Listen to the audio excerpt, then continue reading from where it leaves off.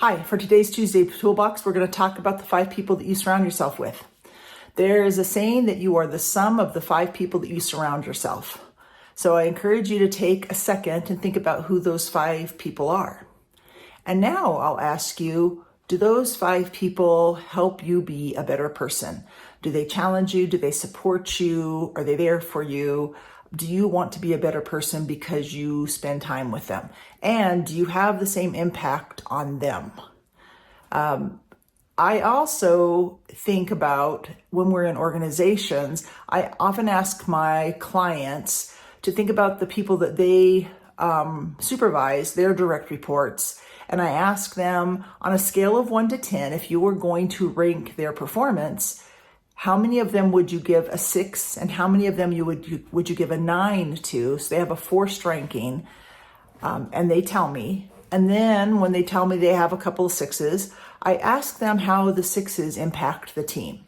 And sometimes they hem and haw, sometimes they make excuses, sometimes they say it's a problem. And so I ask them what they're tolerating.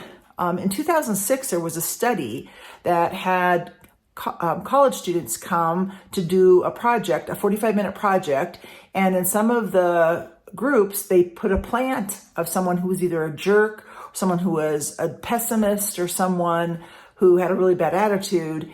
And in every one of the groups that they added this plant, performance dropped.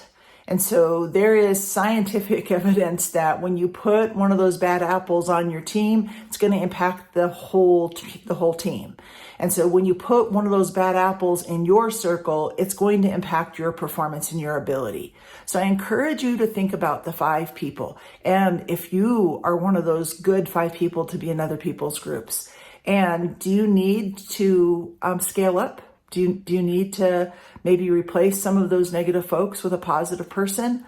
I encourage you to think about that this week. These are tough considerations, but you could thrive if you make sure you surround yourself with people who are making you a better person.